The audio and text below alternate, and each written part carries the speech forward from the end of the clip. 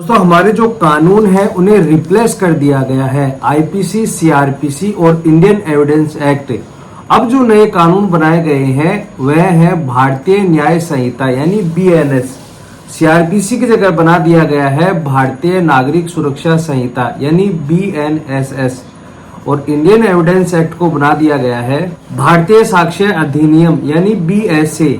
1 जुलाई 2024 में यह कानून लागू हो गए हैं। आज के वीडियो में मैं आपको बताऊंगा कि जब मजिस्ट्रेट के सामने परिवाद किया जाता है और परिवाद के माध्यम से कोई मामला दर्ज करवाया जाता है, किसी को अक्यूज्ड घोषित करवाया जाता है, तो इस परिवाद के मामले में बहुत ही बड़ा चेंजेस किया गया है, बहुत ही बड़ा बदलाव किया गया है। अब परिवाद के माध्यम से किसी भी व्यक्ति के खिलाफ मामला दर्ज करवाना और उसे आरोपी बनाकर न्यायालय में तलब करवाना अब आसान नहीं होगा। अब यह प्रक्रिया क्या होगी और परिवाद की सुनवाई किस प्रकार से की जाएगी, जानने के लिए बने रहिए वीडियो के अंत तक। मैं हेमंत सैनी एडवोकेट और आप देख रहे हैं हेमंत दलाल बिलो।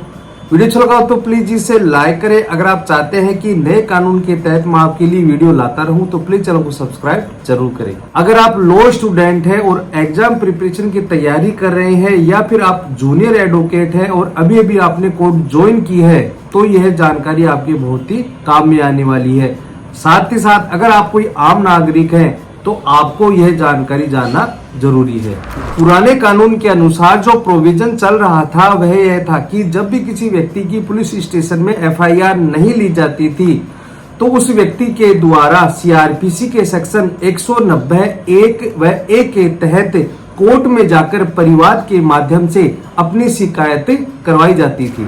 कंप्लेन को सीआरपीसी के सेक्शन 2D में डिफाइन किया गया है। सीआरपीसी के सेक्शन 200 में मजिस्ट्रेट के द्वारा जिस व्यक्ति के द्वारा परिवाद किया गया है उसके बयान लिए जाते थे सीआरपीसी 200 के तहत, और परिवादी जो होता था उसके जो गवाह होते थे उनके भी सीआरपीसी 202 के तहत बयान दर्ज किए जाते थे। इसके बाद परिवादी और उनके गवाहों यानी दोनों के स्टेटमेंट दर्ज होने के बाद मजिस्ट्रेट को यह लगता है कि prima facie offence made out हुआ है, मतलब कि कोई अपराध घटित हुआ है। इसके आधार पर सीआरपीसी के सेक्शन 204 के तहत मजिस्ट्रेट के द्वारा उस आरोपी व्यक्ति को सम्मन जारी कर दिए जाते हैं। और अगर मजिस्ट्रेट को यह लगता है कि कहीं पर अपराध घटित ही नहीं हुआ है या कोई अपराध हुआ ही नहीं है तो सीआरपीसी के सेक्शन 203 के तहत मजिस्ट्रेट अपनी पावर का यूज करते हुए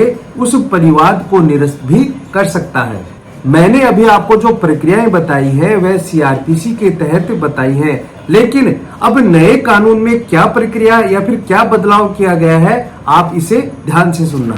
सीआरपीसी की जगह अब बीएनएसएस यानी भारतीय नागरिक सुरक्षा संहिता आई है। उसमें क्या प्रक्रियाएं हैं? पहले जो सीआरपीसी का सेक्शन है 200 से लेकर 203 तक चैप्टर 15 में कंप्लेन के प्रोविजन दिए गए हैं। वहीं पहले सीआरपीसी में जो धाराएं दी गई थी 200 से लेकर 203 तक, अब वह बदलकर 223 से लेकर 226 तक हो गई है। मैंने अभी आपको बताया कि सीआरपीसी के सेक्शन 200 के तहत मजिस्ट्रेट के द्वारा जिस व्यक्ति ने कंप्लेन की है या फिर जिस परिवादी ने कंप्लेन की है उसके बयान यानी उसके स्टेटमेंट दर्ज किए जाते थे, लेकिन नए कानून के तहत यानी भारतीय नागरिक सुरक्षा संहिता के तहत अब परिवादी के बयान सेक्शन 223 के तहत स्टेटमेंट दर्ज किए जाते हैं। मैंने अभी आपको बताया कि जो परिवादी होता है उसके साथ जो गवाह आते हैं उनके भी सीआरपीसी 202 के तहत स्टेटमेंट लिए जाते थे, लेकिन अब नए कानून के अनुसार सेक्शन 225 में उन गवाहों के स्टेटमेंट दर्ज किए जाएंगे। इसके अलावा भारतीय नागरिक सुरक्षा संहिता के सेक्शन 226 में यह बताया गया है कि अगर मजिस्ट्रेट को यह लगता है कि कोई भी अपराध घटित नहीं हुआ है या कोई भी अपराध नहीं हुआ है तो इसके तहत वह परिवाद को निरस्त भी कर सकता है। और साथ ही बीएनएसएस यानी नए कानून के तहत जो सेक्शन 227 है उसके तहत अगर मजिस्ट्रेट को यह लगता है कि हाँ अपराध घटित हुआ है तो इसके तहत ही आरोपी को सम्मन जारी कर दिए जाएंगे। लेकिन अब लोगों के मन में यह हो रहा है कि इसमें नया बदलाव क्या हुआ है।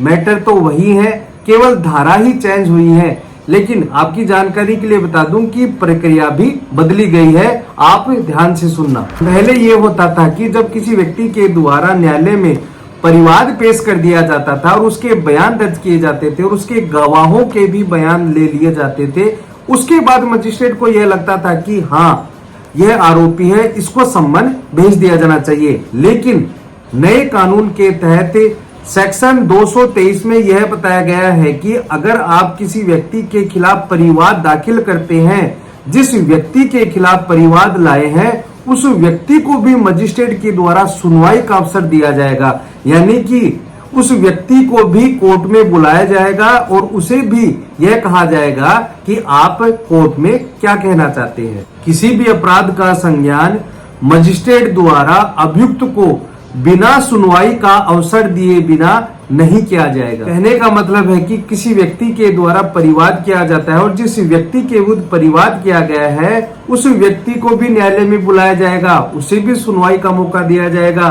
और उसे भी अपनी बात कहने के लिए कहा जाएगा। मजिस्ट्रेट उसके खिलाफ संज्ञान ही नहीं ले सकता है बिना उसकी सुनवाई के। यह एक बहुत ही बड़ा बदलाव किया गया है। अब जो दूसरा बड़ा बदलाव बताने जा रहा हूं वह सरकारी कर्मचारी के लिए बहुत ही नॉलेजेबल है, आपको ध्यान से सुनना चाहिए। भारतीय नागरिक सुरक्षा संहिता के सेक्शन 223 के सब सेक्शन 2 में यह बताया गया है कि अगर कोई व्यक्ति सरकारी कर्मचारी, गवर्नमेंट एम्प्लॉय जो लोक सेवक होता है, इसके विरुद्ध कोई न्यायालय में कंप्लेंट लाता है तो डायरेक्ट ही कोर्ट के द्वारा उस व्यक्ति के खिलाफ कॉग्निजेंस नहीं लिया जाएगा। कोर्ट कॉग्निजेंस कब तक नहीं लेगा? जब तक उस गवर्नमेंट एम्प्लॉय को अपनी बात कहने का अवसर नहीं दिया जाता।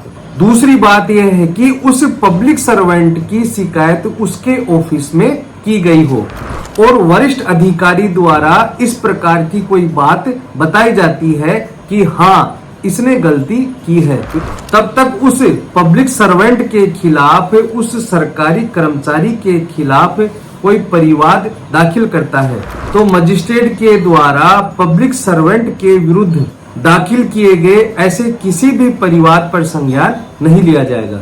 मैंने आपको पहले ये बताया कि जब बयान हो जाते थे तो आरोपी को सम्मन भेज दिया जाता था, लेकिन अब ऐसा नहीं होगा।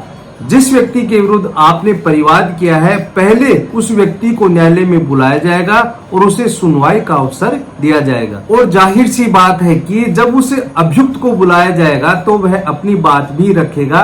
पहले ये होता था कि एक साइड यानी एक पक्ष की बात सुनकर सम्मन जारी कर दिए जाते थे, लेकिन अब ऐसा नहीं होगा। तो दोस्तों आज के लिए इतना ही। वीडियो अच्छा लगा हो तो प्लीज इसे लाइक करें। अगर आप चाहते हैं कि ऐसे ही वीडियो नए कानून के तहत मैं आपके लिए लाता रहूं तो प्लीज चैनल को सब्सक्राइब जरूर करें ताकि उसका नोटिफिकेशन आपके मोबाइल पर आता रहे। धन्यवाद।